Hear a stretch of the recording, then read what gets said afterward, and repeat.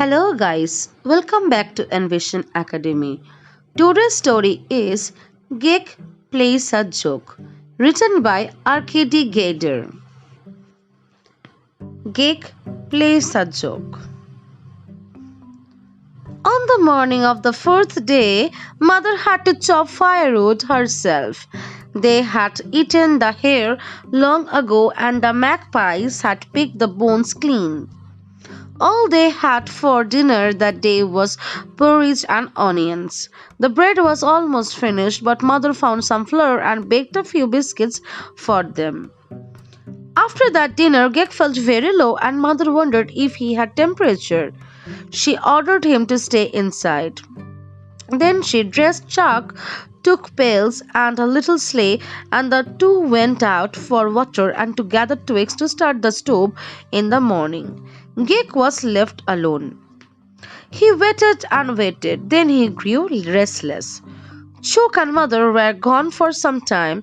On their way back, the little sleigh with the pails of water overturned and they had to go back to the spring. Then, halfway home, they discovered that Chook had left one of his mittens in the forest. Again they turned back. In the meantime, dusk fell. When they got home at last, Gek was nowhere to be found. First they thought he was hiding under a pile of sheepskins on the stove bunk, but he was not there. Chook smiled slyly and whispered into Mother's ears that Gek, of course, was under the stove. Mother grew very angry at that and ordered Gek to come out at once, but Gek was silent. Then Chook took the long stove fork and began to poke about with it under the stove. No, Gek was not there. Mother became really worried. She glanced at the nail near the door. Gek's coat and hat were missing. She went out and looked around the house. Then she came back and lit the lantern. She peered into the dark storage room and into the woodshed. Meanwhile, it was quickly becoming dark. Mother darted into the house again, tore the gun off with nails, took the bullets and lantern and ran outside. She decided to go out of the road since she did not think Gek would dare to go into the forest alone. There was not a soul on the road. She loaded the gun and fired it. She fired a second time and then a third. Suddenly, from somewhere near came an answering shot. Somebody was hurrying to the rescue. She wanted to rush forward, but her felt boots sank in the snow. The lantern fell out of her hand, its glass broke, and the light went out. A piercing scream came from the watchman's heart. It was Chook. When he heard the shots, he thought that the wolves which had eaten Gek were now attacking Mother. She threw the lantern aside and ran panting into the house. Immediately there was a clatter and banging on the steps. The door flew open. In a cloud of vapor, the dog raced in, followed by the watchman.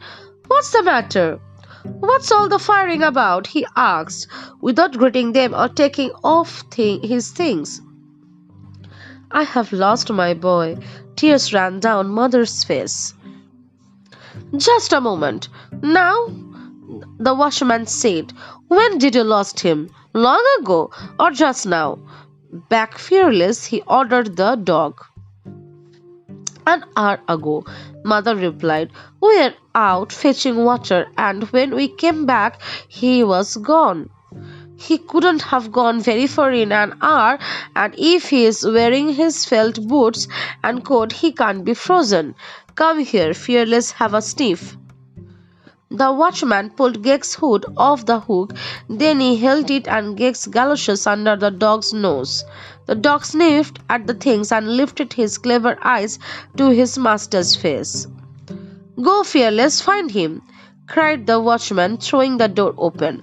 But the dog wagged his tail and remained where he was. He turned round and went off in the opposite direction.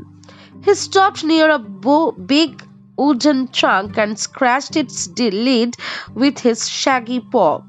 Then, turning to his master, he gave three loud and lazy barks. The watchman went over to the trunk and threw back its lid.